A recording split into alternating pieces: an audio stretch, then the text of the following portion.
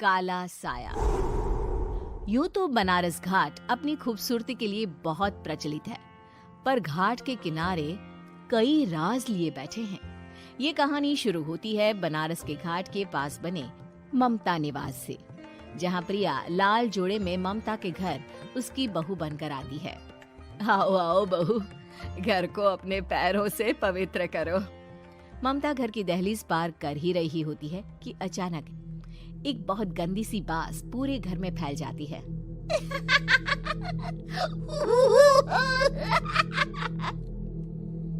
ये बदबू और ये आवाजें, ये कौन हंस रहा है माँ? अब ये पड़ोसी ना हमारे थोड़े अलग से है। कहाँ हम शाकाहारी और ये मांस मच्छी खाने वाले। छोड़, तू ध्यान मत दे और गृह प्रवेश कर। और हाँ बहू, अपनी सास की एक बात हमेशा याद रखना, इन पड़ोसियों से तो कभी बात नहीं करेगी। अच्छे लोग नहीं है ये। अपनी सास की ये बात मानेगी ना बेटा? हाँ माँ, जो आपकी मर्जी, मैं उनसे बात नहीं करूंगी। अगले दिन प्रिया अपनी पहली रसोई बनाने रसोई घर में जाती है। ये छोकी बात तो नाक में जा रही है। एक काम करती हूँ, खिड़की खोल देती हूँ। प्रिया खिड़की खोलने जाती है। इतने जाले, लगता है इस खिड़की को कभी खोला ही नहीं गया। पर ऐसा क्यों? ओह, नॉन वेज की स्मेल आती होगी ना।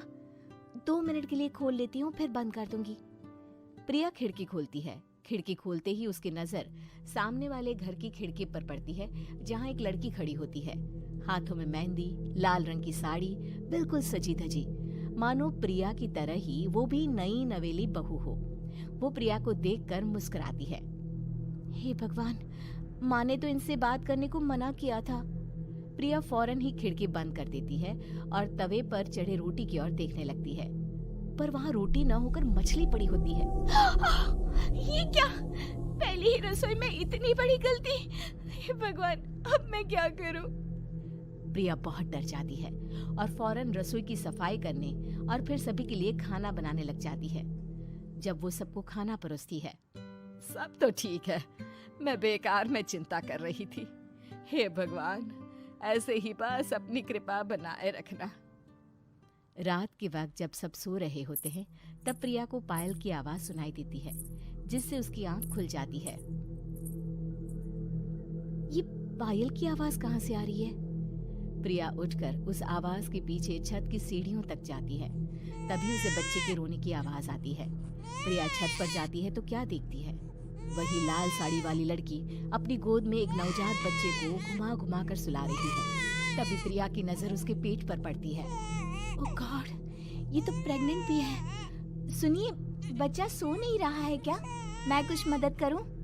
नहीं नहीं, आपके घर वालों को अच्छा नहीं लगेगा, मैं संभाल लूंगी। स्नेहा की गोद से बच्चा हाथ मारकर प्रिया की गोद में आने को छटपटाने लगता है। दोनों घर अगल बगल में बने होने के कारण प्रिया उस बच्चे को गोद में ले लेती है। प्रिया के पास आते ही वो सो जाता है। बच्चे का वो स्पर्श रात भर प्रिया भूल नहीं पाती और अगली सुबह वो छत पर कपड़े सुखा रही होती है। तभी उसे एक औरत इशारा करके बुलाती है। स्नेहा कह रही थी बाबू तुम्हारी गोद में आते ही सो गया। मैं गौरी, स्नेहा की माँ हूँ। बहू, घर आना, बाबू को खिला भी लेना। शाम को जब घर पर कोई नहीं रहता, बच्चे से मिलने के लिए प्रिया छिपकर अपनी पड़ोसन के घर चली जाती है और कुछ देर बच्चे को खिलाकर वापस लौट आती है। इसके कुछ दिन बाद ही प्रिया को पता चलता है कि वो माँ बनने वाली है। ममता की खुशी का ठिकाना नहीं रहता।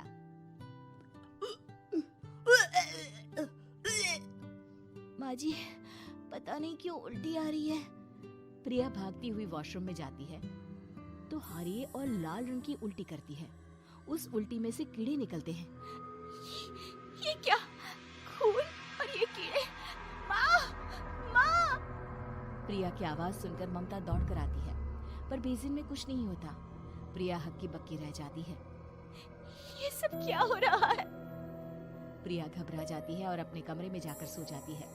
डर के कारण वो इतनी थक जाती है कि उसकी आंख लग जाती है। तब उसे ऐसा लगता है उसके पेट पर मानो कोई बैठा हुआ हो। कौन हो?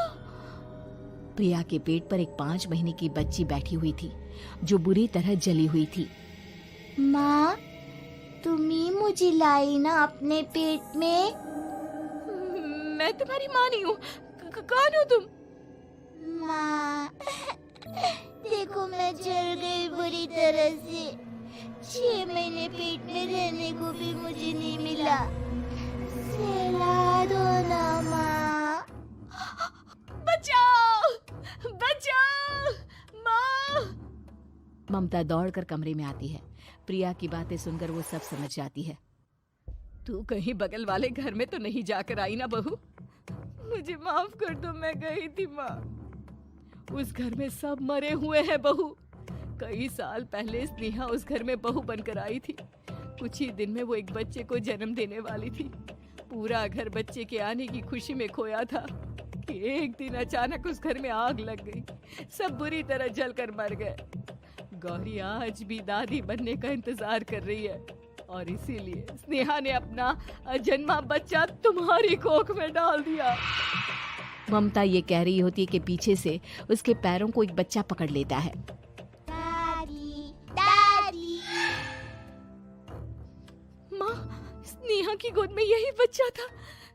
ये बच्चा कौन है फिर? तेरी